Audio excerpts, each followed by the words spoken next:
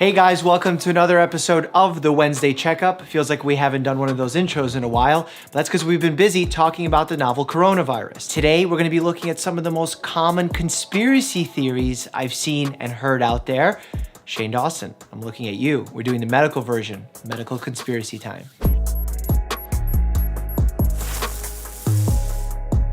The government introduced the coronavirus in 2018, and Bill Gates was somehow responsible. Bill and Melinda Gates Foundation is one of the most humanitarian foundations in the world, financially speaking. They're literally doing everything they can to eradicate disease, bring fresh water to people, and we're gonna blame this on them? Japanese doctors treating COVID-19 cases say that you should ensure your mouth and throat are moist, never dry, so make sure you're taking a few sips of water every 15 minutes. Skeptical to the source. I don't know if necessarily Japanese doctors came out and said this, but there's partial truth to it. If you have dry mucous membranes, they are more likely to crack. When they crack, you actually have a higher possibility of getting infected with a bacteria or virus. So yeah, you should be staying well hydrated, you should be drinking. Will it protect you 100%? No, but it's a good way to make sure that you're doing the best you can to stay healthy. Hand dryers are effective at killing coronavirus. I don't think that's the case. It certainly hasn't been proven. Also, CDC recommends drying your hands through the air dry method, which is you just naturally let your hands dry, or using a paper towel. Reason being, there was a study that I actually talked about on this channel that showed those ultra high speed dryers actually blow bacteria and viruses all over the place, especially if you don't wash your hands well. With this virus having fecal oral spread, meaning that toilets, sinks can be quite messy, especially in public restrooms, you don't want to be blowing that bacteria and viruses all over the place.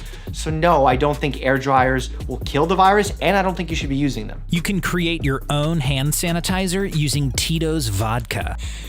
I was almost gonna say yeah, it's possible to create your own hand. Not with vodka, not with Tito's vodka. I actually think Tito's vodka came out and had to make a statement on this because people were doing this based off a TikTok video. No, you cannot use Tito's vodka, which I think is only 40% alcohol, to create a hand sanitizer like that. It's just not recommended. If you're gonna be using some kind of disinfectant, the recommendation would be to use rubbing alcohol. That being said, soap and water, soap and water, soap and water. Gargling with salt water or vinegar will eliminate the COVID-19 coronavirus. We have no evidence of that. I actually do recommend saltwater gargles to a lot of my patients, not for eliminating viruses, just because it soothes a sore throat. If you have mucus buildup, it helps clear the mucus, especially if you have postnasal drip or really chronic sore throat. But to kill the virus, we don't have evidence of that. Also, this virus seems to be very infectious in comparison to the influenza virus, for example.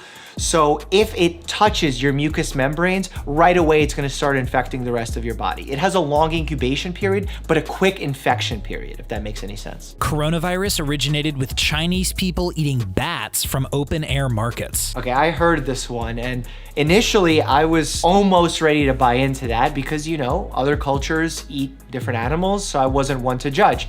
However, when I looked into this, I found that the initial picture that started this reporting actually didn't come from China. It came from a reporter that was eating in an Asian country, not China, some kind of local delicacy. Nothing to do with the cuisine that's actually consumed in China. So no, we have no evidence of this coming from bat soup. We need to stop that. We initially thought that this virus started in bats, somehow made its way to humans, probably through a mutation.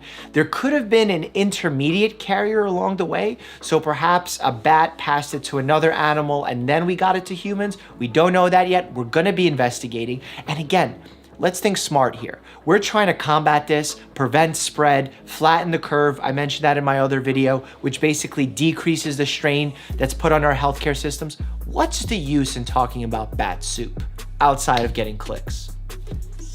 The most dangerous or at-risk place you can go is a train or subway. The most dangerous place you can probably go is a hospital or an emergency room with people sneezing and coughing all over the place. That is why we've been directing patients to call in ahead of time to figure out if their symptoms are mild enough so we can get them to stay home so they don't spread their virus and they don't catch anyone else's. One of the biggest problems we face in the hospital is known as nosocomial infection. I know it's a mouthful. Basically means that you got sick from being in the hospital. If you notice, doctors are always trying to get all the tests done, give you all your treatments so that we can send you home from the hospital. It's not because we don't enjoy having you there. It's because we don't want you to catch a disease accidentally in the hospital. It happens. There's sick people all around. Some people don't wash their hands well. They sneeze in the hallway. You walk through it. There's all sorts of issues. So while I do think being a crowded subway is not good, being in a place where there's a lot of sick people is probably a tad worse. That's why you should be going only in cases of emergency or when you need serious medical advice or help. That's why most routine procedures, surgeries, well checks,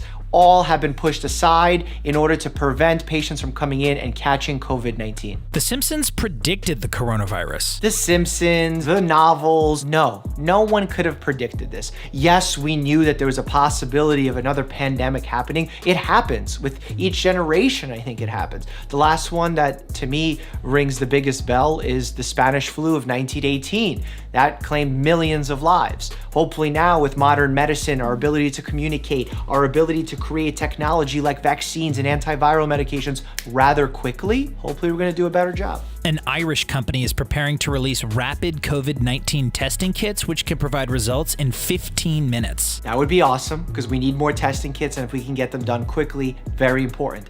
However, these tests, especially the rapid ones, need to be heavily scrutinized through clinical trials because we need to establish the sensitivity and specificity of those tests.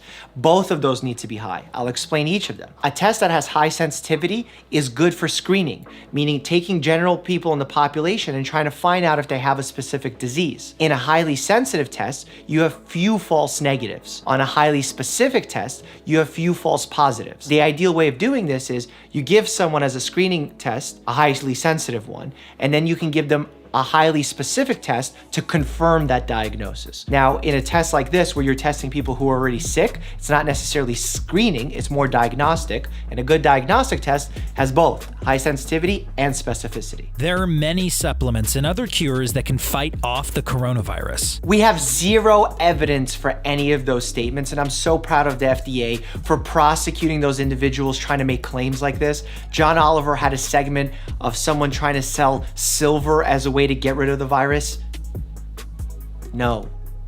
And if you're a supplement manufacturer or you have your own line of supplements, please do not use this as a moment to brand your product. That is a cheap shot preying at folks' vulnerabilities at a very sensitive time.